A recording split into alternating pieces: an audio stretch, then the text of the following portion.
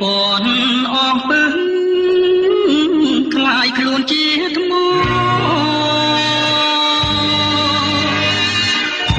អប្សរាកៃណោឆ្លុះស្រងទឹកភ្នែកអាយុក្តោបមុខចៅកាធម្មវ៉ែតាមទ្រុំយំស្រែទៅបាយលោកប្រាំងព្រះវិរងៀមនាងឯងស្រែកងោក្តែងក្តែងខ្លាចបដូរឈ្មោះថ្មីដោយកម្ពុជាក្រោមសូមរំសពថ្ងៃក្រុងខ្មែរដល់បិទសៀមយូរយកខាងលិច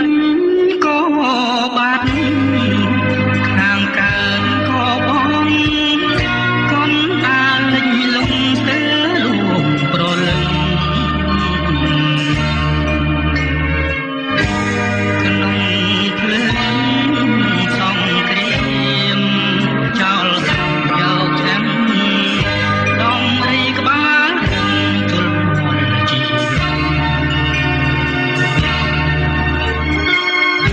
ទល់ដែនដាច់ខ្សែ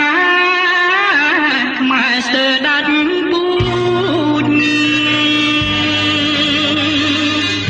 សៀមយួនកំហូចលួចប្លន់មិនគិតយកស្រីទាំងស្នេហ៍យកប្រាំងទាំងចិត្តថ្ងៃក្រោយទៅខ្មែរនៅពុតណា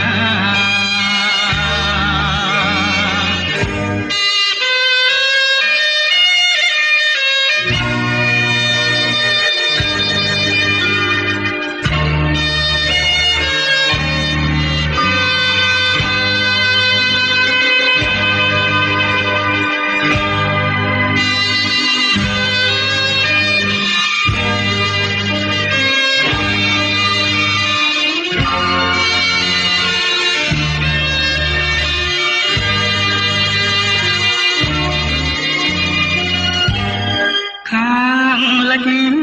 ក៏បាត់ខាងកើតក៏បងកូនតាលិចលងស្ទើរលួប្រលឹងក្នុងភ្លើងសង្គ្រាមចោលសាច់យកចាំដំរីក្បាលជលនល់ជី